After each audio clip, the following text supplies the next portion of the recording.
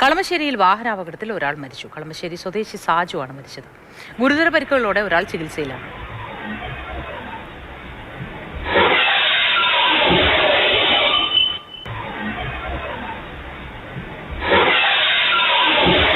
സ്നേഹമോൾ നേനാൻ ചേർന്നു വിശദാംശങ്ങളുമായി. സ്നേഹ, വളരെ വേഗത്തിൽ ആ വാഹനം പാഞ്ഞു വരുന്നത് കാണാം.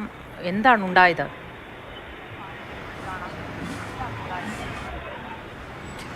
മോത്തി, ഇന്നലെ രാത്രി 11:45 കൂടിയാണ് ഈ ഒരു അപകടം സംഭവിക്കുന്നത്. അമിത വേഗത്തിലെത്തിയ ഒരു സ്വിഫ്റ്റ് ടാക്സി കാറാണ് മുന്നിൽ സഞ്ചരിച്ചുകൊണ്ടിരുന്ന ബൈക്കിൽ ഇടിക്കുകയുണ്ടായത്. ബൈക്കിൽ ഇടിച്ച ഉടനെ തന്നെ ബൈക്ക് ഈ കാറിൻ്റെ അടിയിൽപ്പെട്ടു പോവുകയായിരുന്നു. തുടർന്ന് ആ ബൈക്കിനെ ആ കാറ് വലിച്ചുകൊണ്ട് ദീർഘദൂരം സഞ്ചരിക്കുകയും ചെയ്തിരുന്നു. മെട്രോ പില്ലർ നമ്പർ 369 ഈ ഒരു അപകടം നടക്കുന്നത്. അതിനുശേഷം ഈ വഴിയിൽ പാർക്ക് ചെയ്തിരുന്ന മറ്റൊരു കാറിലേക്ക് ഇടിച്ചാണ് ഈ കാറ് നിന്നത്. എന്തായാലും ഈ വാഹനങ്ങൾക്കൊക്കെ നല്ല രീതിയിൽ കേടുപാടുകൾ സംഭവിച്ചിട്ടുണ്ട്. ഈ അപകടത്തിൽ ഒരാൾ മരിക്കുകയും ചെയ്തിട്ടുണ്ട്. കളമശ്ശേരി സ്വദേശിയായ സാജു, ഇയാൾക്ക് 64 വയസ്സാണ്. സാജു ഈ ബൈക്ക് ഓടിച്ചിരുന്ന ആളായിരുന്നു. ഇയാളുടെ പിന്നിലുണ്ടായിരുന്ന മറ്റുള്ള ആശിഷ് എന്നാണ് പേര്. ഇയാളുടെ ബന്ധു തന്നെയായിരുന്നു. ആശിഷ് ഗുരുതര പരിക്കുകളോടെ സ്വകാര്യ ആശുപത്രിയിൽ ചികിത്സയിലാണ്.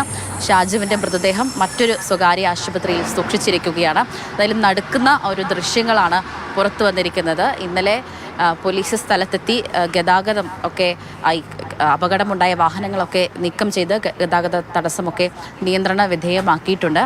അതായത് അമിത വേഗതയാണ് ഈ ഒരു അപകടത്തിന് കാരണമെന്നത് ഈ ദൃശ്യങ്ങളിൽ നിന്ന് തന്നെ വ്യക്തമാണ്.